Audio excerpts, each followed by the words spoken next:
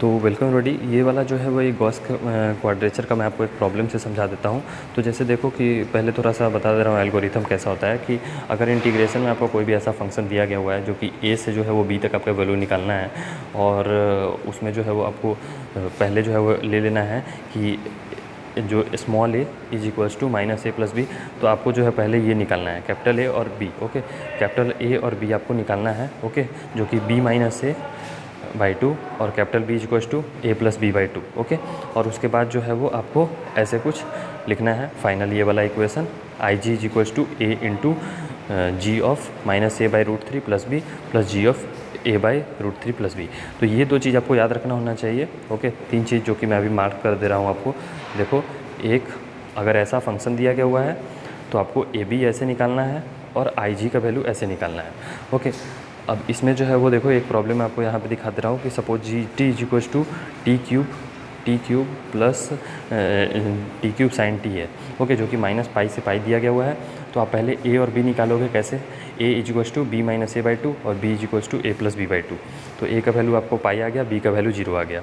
अब आई जी का जो है इक्वेशन ये है आपका ए इंटू ब्रैकेट में G A by root three plus B plus G A by root three, G पहले वाले में माइनस था, दूसरे वाले में G A by root three plus B. Okay, तो यहाँ पे जो है वो आप इक्वेशन पहले ही लिखा गया हुआ है, देख लो, G minus A by root three plus B और G A by root three plus B.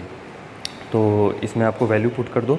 Okay, अब ये वाला जो टी का जगह पे आपको जो है वो बस क्या करना है कि minus A by minus pi by root three और एक बार पाई बाई रूट थ्री जो है वो वैल्यू पुट कर देना है और सॉल्व कर देना है। ओके, तो ये आपका वैल्यू निकल के आ गया गॉस क्वाड्रेचर से।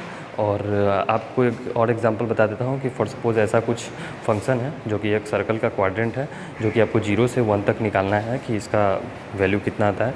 तो इसमें देखो कि आपको ए का वैल्यू क्या हो जाएगा 1, जो कि होता है क्या b माइनस ए बाई 2 यानी 1 माइनस 0 बाई 2। तो ये आपका हाफ हो गया। और b का value a plus B by 2, small a plus B by 2 यानी कि 1 प्लस 0 बाई 2, तो ये 1 बाई 2 हो गया। अब आपको जो है वो इस फंक्शन में ये वाला जो है वो इक्वेशन फिर से डालना है। ओके, ये वाला आपका प्राइम इक्वेशन है। अब इसमें जो है वो a का वैल्यू और b का वैल्यू आपको मिल गया, और यहाँ पे जो आपको x का वैल्यू दिया गया हुआ है, तो x के जगह पे आपको जो है वो a और b जो भी है कोरस्पॉन्डिंगली रखना है।